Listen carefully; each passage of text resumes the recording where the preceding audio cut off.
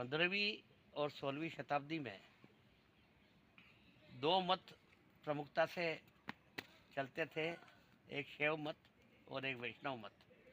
शैव मतावलंबी शिव को ही सर्वश्रेष्ठ और सब कुछ मानते थे और वैष्णव मतावलंबी विष्णु को ही मानते थे। दोनों ही मतावलंबी आपस में लड़ाई झगड़े करते थे, एक दूसरे का विरोध करते थे, खंडन मंडन चलते थे और इस प्रकार से बहुत सारी अव्यवस्थाएं समाज में फैली हुई थी। उसी तरह से शैव मत और शाक्त मत, वो कुछ लोग शैव मतावलंबी थे जो शिव को ही सब कुछ समझते थे और एक शाक्त मत थे जो भवानी दुर्गा को ही सब कुछ समझते थे, शिव को नहीं। और दोनों मतावलंबियों में भी आपस में टकराव होता था। तो आदि शंकराचार्य वे भी शैव मतावलंबी थे और शाक्त मत का खंडन करते थे। शाक्त मत का खंडन करने के लिए उन्होंने कन्याकुमारी से कश्मीर तक की यात्रा निकाली। आदि गुरु शंकराचार्य जी ने चारों वेदों का भाष्य लिखा था और 4 मठों की स्थापना की थी। कन्याकुमारी से कश्मीर तक की यात्रा करते करते जब वे कश्मीर पहुंचे तो वे थक गए, कमज़ोर हो गए, निस्तेज हो गए, चला नहीं जा रहा था।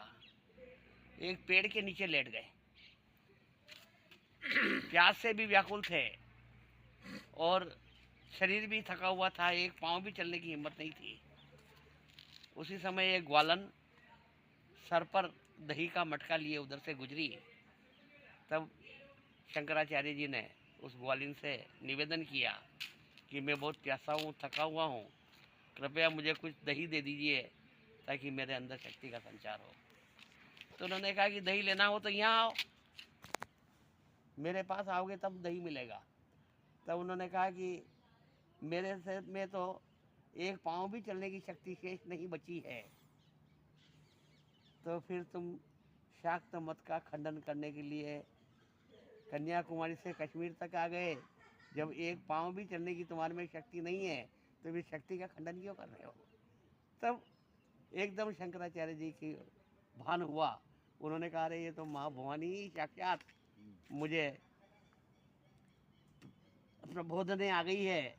और उन्होंने कहा कि गतिस्तम त्वमेका भवानी, कि हे भवानी तू ही गति है, तू ही गति है, तू ही एक शक्ति है जो इस संसार को गतिमान कर रही है।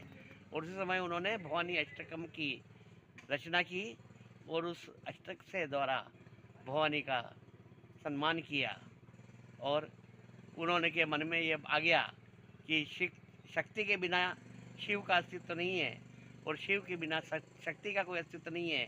शिव और शक्ति जब दोनों ही मिलते हैं तब सृष्टि का निर्माण होता है। शिव स्थिर शक्ति है और भवानी उसकी गतिमान शक्ति है।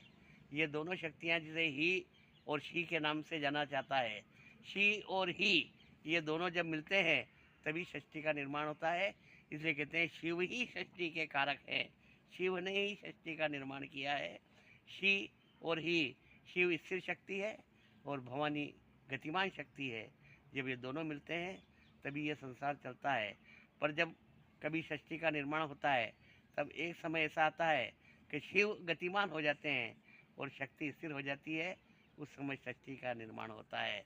और जब शिव स्थिर हो जाते हैं और भवानी गतिमान होती है तब सृष्टि का संचालन होता है। तो यह जो विधियाँ है ये हमारे सनातन धर्म की विशेषता है और इसी से संसार का चल रहा है। इसलिए गतिस्तम त्वमेका भवानी, शक्ति की उपासना और शिव की उपासना दोनों ही करना बहुत जरूरी है।